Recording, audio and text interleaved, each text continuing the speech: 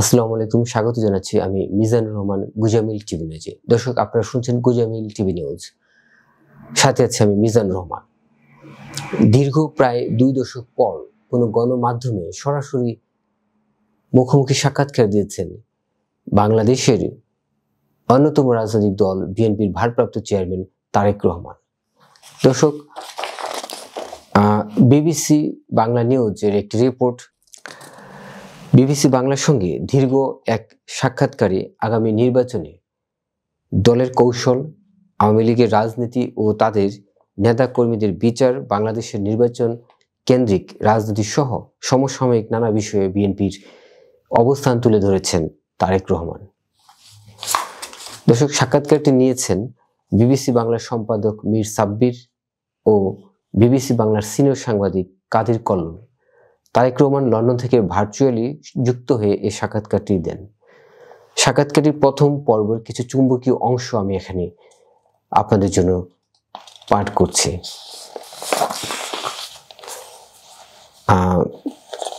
এখানে তারেক রহমানকে জিজ্ঞেস করা হয়েছিল, যে প্রশ্ন করা হয়েছিল যে আমরা এমন একটা সময় আপনার সাথে কথা বলছি যখন বাংলাদেশ ইতিহাসে একটা গুরুত্বপূর্ণ সন্ধিক্ষণে দাঁড়িয়ে আছে বললে ভুল হবে না। 2024 সালে একটি ঐতিহাসিক গণ অভ্যুত্থানের মধ্য দিয়ে আওয়ামী লীগ সরকারের 1.5 দশকের শাসনের অবসান হয়েছে।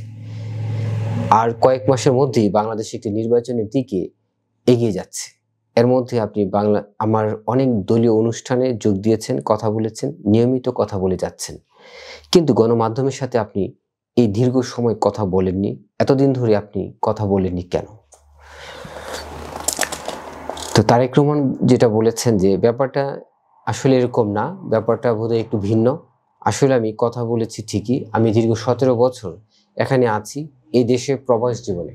তবে আমার উপর যখন দলের দায়িত্ব এসে পড়েছে, তারপর থেকে আমি গ্রামে গঞ্জে আমার নেতাকর্মী সহ তাদের সাথে বিভিন্ন পর্যায়ে সাধারণ মানুষ যেভাবে অংশগ্রহণ করেছে, আমি সকলের সাথে কথা বলেছি। আপনারা নিশ্চয়ই জানেন, বিগত স্বৈরাচার সরকারের সময় কোর্ট থেকে রীতিমতো একটা আদেশ দিয়ে আমার কথা বলার অধিকারকে বন্ধ করে দেওয়া হয়েছিল। আমি যদি গণমাধ্যমে কিছু বলতে চাইতাম, হয়তো গণমাধ্যমের ইচ্ছা ছিল ছাপানোর, গণমাধ্যম সেটি ছাপাতে পারতো না। আমি একবার প্রেস ক্লাবে কথা বলেছিলাম, তখন পরের দিন দেখলাম যে প্রেস ক্লাবে একটি তখনকার সেই প্রেস ক্লাবের যারা সদস্য ছিলেন বা কমিটি ছিল, তারা একটি মিটিং ডেকে একটি সভা করে সিদ্ধান্ত নেয় যে তারা, তখন আমাকে আইনের দৃষ্টিতে ফেরারি বলা হয়েছিল, যে সেরকম কোনো ব্যক্তিকে তারা প্রেস ক্লাবে কথা বলতে দিবে না। এভাবে তারা চেষ্টা করছিল আমার কথা বলা বন্ধ করে রাখতে। আমি কথা বলেছি সামাজিক মাধ্যম সহ বিভিন্ন পন্থায়, আমি পৌঁছানোর চেষ্টা করেছি, আমি ইনশাল্লাহ পৌঁছেছি মানুষের কাছে। কাজেই গণমাধ্যমে যে কথা বলিনি তা না, আমি কথা বলেছি, হয়তো আপনারা তখন কথা নিতে পারেননি অথবা শুনতে পারেননি, ইচ্ছা থাকলেও ছাপাতে পারেননি, হয়তো প্রচার করতে পারেননি, কিন্তু আমি কথা বলেছি, আমি থেমে থাকিনি। যাই হোক, এটা ছিল তারেক রহমানের উত্তর। আর দেশে ফেরার প্রশ্নে যা বললেন সেটা হচ্ছে যে বিবিসি বাংলা প্রশ্ন করেছিল, আমি অবশ্য সাক্ষাৎকারের কথা বলছিলাম যে প্রশ্নের বিষয়টি, মানে বিশেষ করে গত 1 বছরে বাংলাদেশে গণ অভ্যুত্থানের 1 বছর পেরিয়ে গেছে এবং অনেকের ধারণা ছিল আওয়ামী লীগ সরকারের পতনের পর আপনি দেশে এসে সশরীরে দলের নেতৃত্ব দিবেন। গত 1 বছরে যে প্রশ্নটা বারবার ঘুরে ফিরে এসেছে এবং এখনো আসছে যে আপনি এখনো দেশে ফেরেননি কেন আপনি এখনো দেশে ফেরেননি?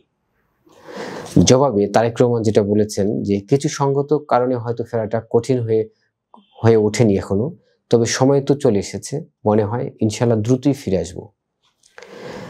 তো বিবিসি বাংলার সেই পক্ষ থেকে যে প্রশ্ন ছিল, সেটা কবে আসবেন আমরা কি জানতে পারি?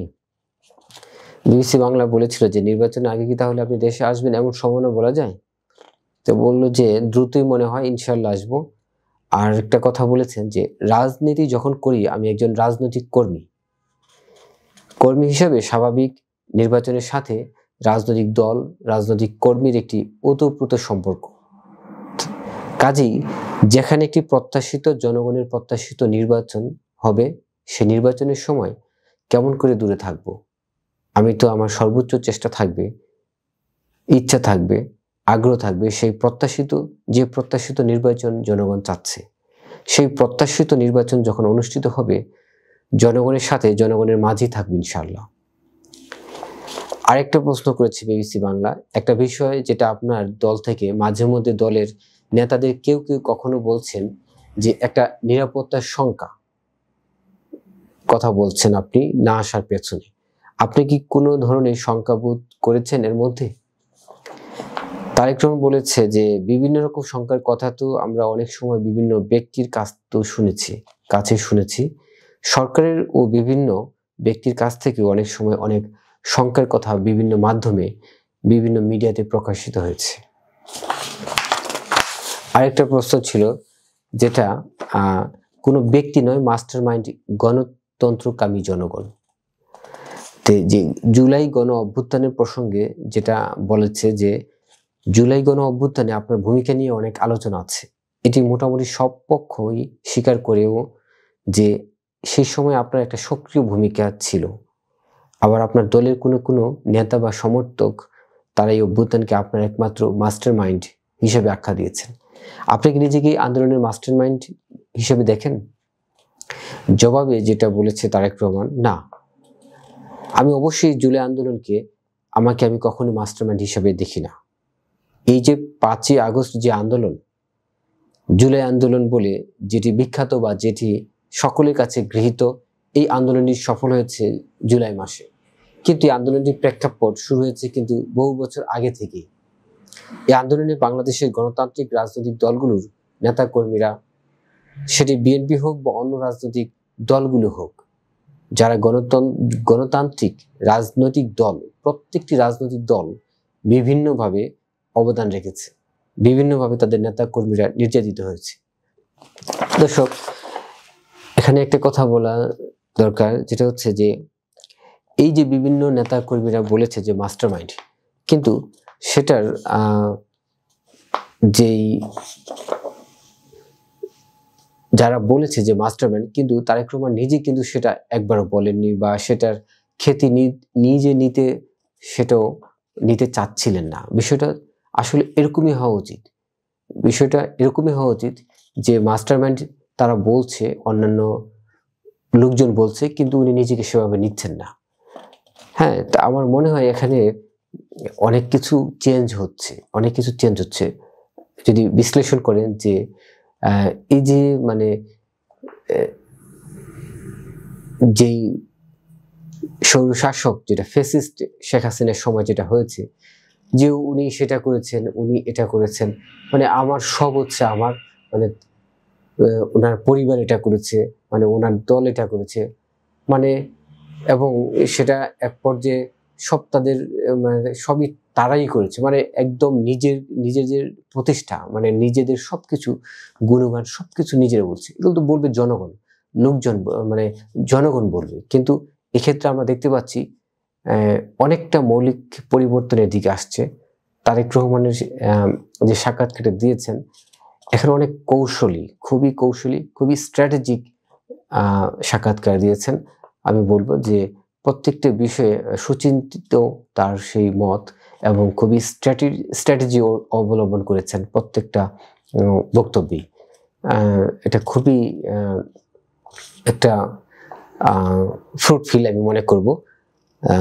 দেখেন, যেটা হচ্ছে যে যেমন মাস্টার মাইন্ড বা গণতন্ত্রকামী জনগণ, সেটা উনি নিজেকে সে আখ্যায়িত করতে চাননি। এটা অনেকটা ভালো একটা দিক আমি মনে করি। এবং এই বিবিসিকে যে সাক্ষাৎকারটা দিয়েছেন, সাক্ষাৎকারে বিবিসি বাংলার সম্পাদক যেটা মীর সাব্বির, যিনি ও বিবিসি বাংলার সিনিয়র সাংবাদিক কাদির কল্লোল, ওনারা নিয়েছেন।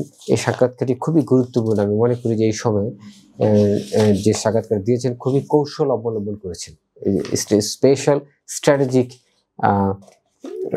যে ইন্টারভিউ যেটা হয়েছে, এবং দীর্ঘ প্রায় 2 দশক পর কোনো গণমাধ্যমে সরাসরি যে সাক্ষাৎকার দিয়েছেন, আমি বলবো যে এটা খুবই ফ্রুটফুল, এবং খুবই শীঘ্রই হয়তো তিনি চলে আসবেন।